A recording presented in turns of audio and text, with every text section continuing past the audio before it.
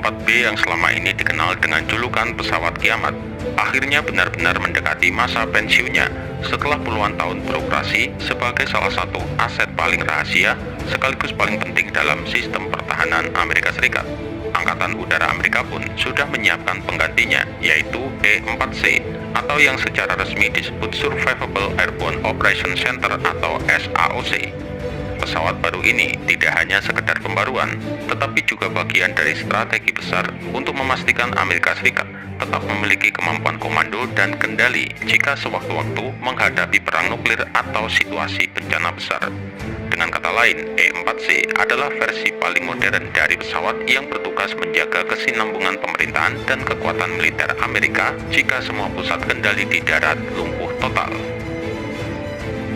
Kini, kabar mengenai uji terbang perdana E-4C telah muncul pada awal September tahun 2025 ini, ketika kontraktor utamanya yaitu Sierra Nevada Corporation atau SNC mengumumkan jika penerbangan pertama sudah dilakukan pada tanggal 7 Agustus tahun 2025 di fasilitas mereka di Dayton, Ohio. Penerbangan ini menandai langkah awal dari kampanye panjang yang akan berlangsung selama bertahun-tahun untuk menguji desain, teknologi, serta kemampuan dasar pesawat sebelum masuk ke tahap modifikasi penuh. Sebagaimana E-4B, pesawat E-4C baru ini juga berbasis dari pesawat komersial Boeing 747. Hanya saja kali ini menggunakan varian terbaru, yaitu Boeing 747-8 Intercontinental yang lebih besar, lebih efisien, dan lebih modern dibandingkan Boeing 747-200 yang menjadi dasar E-4B sejak era tahun 1970-an. Pemilihan Boeing 747-8 sebagai platform dasar tentu bukanlah tanpa alasan. Pesawat ini dianggap ideal karena ukurannya memungkinkan membawa peralatan komunikasi dan sistem komando dalam jumlah besar, sekaligus bisa menampung banyak staf militer serta pejabat tinggi. SNC bahkan membeli beberapa unit Boeing 747-8 bekas dari Korean Air untuk kemudian dikonversi menjadi E-4C. Saat ini, SNC sudah mengoperasikan 4 badan pesawat di Dayton yang disiapkan untuk masuk ke dalam program konversi. Proses uji terbang awal yang berlangsung hingga tahun 2026 akan dilakukan di Dayton, Ohio dan di Wichita, Kansas, dengan tujuan memastikan jika semua asumsi teknis yang dibuat para insinyur benar-benar sesuai.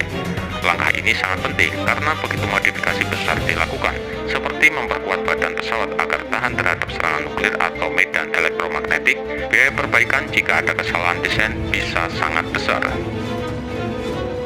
Program SAOC sendiri bukanlah program kecil. Pada bulan April tahun 2024, Angkatan Udara Amerika memberikan kontrak bernilai 13 miliar US dollar kepada SNC untuk menjalankan proyek ini. Nilainya luar biasa besar dan bahkan menjadi salah satu kontrak terbesar yang pernah diterima perusahaan tersebut. Dalam kontrak itu, SNC bertanggung jawab tidak hanya untuk membangun pesawat, tetapi juga menyediakan sistem pendukung di darat, melakukan modifikasi, hingga memastikan dukungan pemeliharaan selama beberapa tahun awal operasional. Proyek ini diproyeksikan berjalan sampai tahun 2035.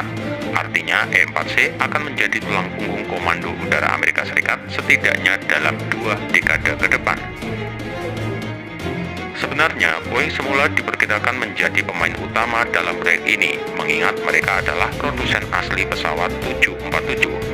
Namun pada akhir tahun 2023, Boeing justru mundur dari kompetisi yang memberikan jalan bagi SNC untuk mengambil alih.